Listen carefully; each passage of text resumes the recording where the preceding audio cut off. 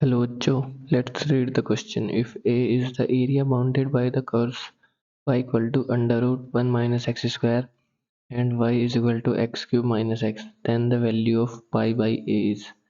देखिए हमें कर्व क्या गिवन है, y is equal to under root of 1 minus x square. अगर इसको हम सिंप्लीफाई करेंगे तो ये हमारा क्या आएगा, x square plus y square equal to 1। मतलब इस सर्कल का एक पार्ट होगा, कौन सा सर्कल, जिसका रेडियस होगी 1 एंड सेंटर होगा ओरिजिन। तो देखिए y इक्वल टू हमें क्या गिवन है, रूट 1 माइनस एक्स स्क्वायर। मतलब रूट हमेशा, अंडर रूट की वैल्यू हमेशा पॉजिटिव होती है, इसकी रेंज हमेशा 0 टू इनफाइनाइट। मतलब y की वैल्यू हमेशा पॉजिटिव में रहेगी, निगेटिव y के लिए सर्कल नहीं ड्रॉ होगा हमारा। दैट इज ये अपर हाफ है जो सर्कल का, जो इक्वेशन हमें गिवन है ये सर्कल के जस्ट अपर हाफ को रिप्रेजेंट करती है।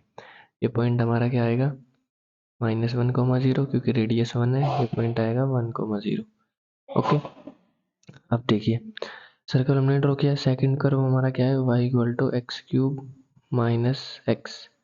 तो देखिए ये ओरिजिन सेटिस्फाई करेगा। अगर हम y को 0 पुट करें, x को 0 पुट करें तो सेटिस्फाइड है, मतलब कर्व ओरिजिन से पास होगा। बट अगर हम y को 0 पुट करें तो चेक करते हैं x की वैल्यू हमारी क्या आएगी, x cube minus x equal to 0। यहाँ से आएगा x square minus 1 equal to 0। That is x की एक वैल्यू आएगी 0 एंड दो वैल्यू आएंगी प्लस माइनस 1। मतलब ये कर्व हमारा इस पॉइंट से भी पास होगा, ओरिजिन से भी पास होगा एंड 1, 0 पॉइंट से भी पास हो रहा होगा y इक्वल टू 0। इस पूरी लाइन पे y 0 है हमारा। ओके, और देखिए जैसे ये ओड पावर x की, तो x इनफाइनाइट को टेंड करेगा तो y भी इनफाइनाइट को टेंड करेगा। जैसे ही x माइनस इनफाइनाइट को टेंड करेगा तो y भी माइनस इनफाइनाइट को टेंड करेगा। मतलब ये x जब माइनस इनफाइनाइट होगा तो y भी माइनस इनफाइनाइट के लिए कर्व कुछ ऐसे रहा होगा, रफ ग्राफ। फिर इस पॉइंट से पास होगा, उसके बाद ओरिजिन से पास हो रहा होगा, उसके बाद फिर इस पॉइंट से पास होगा वापस से, और फिर x इनफाइनाइट के लिए फिर ये इनफाइनाइट की तरफ चला जाएगा। कुछ ऐसा कर्व हमारा आएगा y equal to x cube minus x का एक रफ ग्राफ अगर हम ड्रॉ करें। अब देखिए हमें दोनों से बाउंडेड एरिया फाइंड करना है, तो दैट मीन्स हमें कौन सा एरिया फाइंड करना है, दोनों कर्व से बाउंडेड जो एरिया है ये वाला, ये हमें फाइंड करना है। ओके, अब देखिए यहाँ पे इस एरिया में हमें क्या गिवन है, देखिए ये इतना हमारा एक सर्कल का पार्ट है, 1/4 पार्ट है सर्कल का। अगर मैं इसकी बात करूं, ये इतना, ओके, ये हमारा सर्कल का 1/4 पार्ट है। सिमिलरली ये भी हमारा सर्कल का 1/4 पार्ट है। ओके, और इसमें ये एरिया हमें ऐड करना है और यहाँ पे ये वाला एरिया हमें सब्ट्रैक्ट करना है।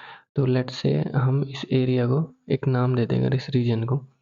अगर हम सेकंड क्वाड्रेंट में इस रीजन को बोले, इस अपने पूरे रीजन को, सर्कल का जो 4th पार्ट है, ये देखिए इस पूरे रीजन को हमने नाम दिया लेट्स से A1। ऐसे ही ये हमारा क्या होगा, A2। ये वाला जो पार्ट होगा सर्कल का, इसको हमने नाम दिया A2। वैसे दोनों इक्वल होंगे, A1 A2 के इक्वल होगा। देखिए अब हमें जो रिक्वायर्ड एरिया चाहिए उसमें से हमें ये वाला एरिया माइनस करना पड़ेगा, ये जो नीचे कर्व ड्रॉ हुआ है, और फिर सेकंड वाले में ये वाला इतना ही एरिया ऐड करना पड़ेगा। तो ये ग्राफ हमारा जो है सिमेट्रिकल है, तो जितना एरिया हमें यहाँ से सब्ट्रैक्ट करना पड़ेगा, ये वाला एरिया, उतना ही एरिया हमें नीचे ऐड करना पड़ेगा। आप चेक भी कर सकते हैं, -1 to 1 जो हमारा कर्व है, -1 to 1 x cube minus x, ये वाला कर्व हमारा x cube minus x D x है। तो सिंस ये ओड फंक्शन है, -1 to 1 ये इंटीग्रल 0 होगा। 0 होगा तो मतलब जितना पार्ट ये ऊपर वाला है, पॉजिटिव वाला पार्ट है इंटीग्रल की वैल्यू, उतना ही पार्ट ही निगेटिव वाला देगा, तभी ये ऐड होने के बाद 0 हुआ होगा। फाइन, दैट मीन्स जो हमारा सर्कल का एरिया, ये रिक्वायर्ड जो एरिया है हमारा, रिक्वायर्ड एरिया, लेट्स से इसको हमने A3 नाम दिया है, जो हमें माइनस करना है, और ये हमारा A4 है।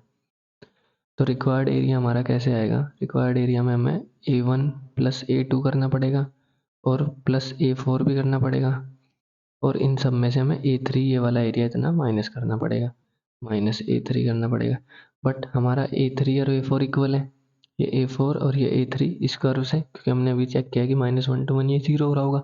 मतलब जितना -1 to 0 में एरिया आएगा उतना ही हमारा 0 to 1 में आ रहा होगा, निगेटिव में आ रहा होगा, बट तो इसीलिए ऐड होने के बाद ये 0 हुआ।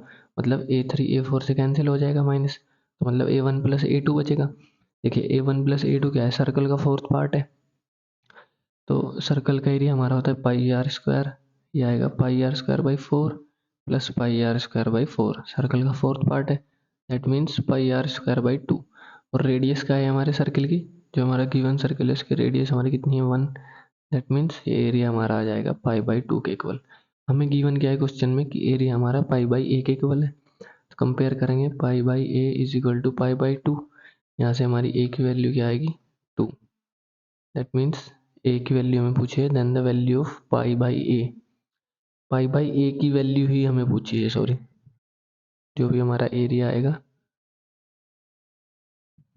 हमें वैल्यू पाई बाई ए, अगर हमारा एरिया है तो हमें पाई बाई ए की वैल्यू बतानी है, दैट मीन्स पाई अपॉन ए की वैल्यू हमारी कितनी आई है एरिया की पाई बाई 2 बाई पाई बाई 2, तो पाई से पाई कैंसिल, एलसीएम लेने के बाद 2 ऊपर चल जाएगा तो 2 वैल्यू आएगी, पाई बाई ए की वैल्यू हमारी किसके इक्वल आएगी 2 के इक्वल आएगी, दैट मीन्स ये वैल्यू 2 है, फाइनल आंसर हमारा 2 आएगा।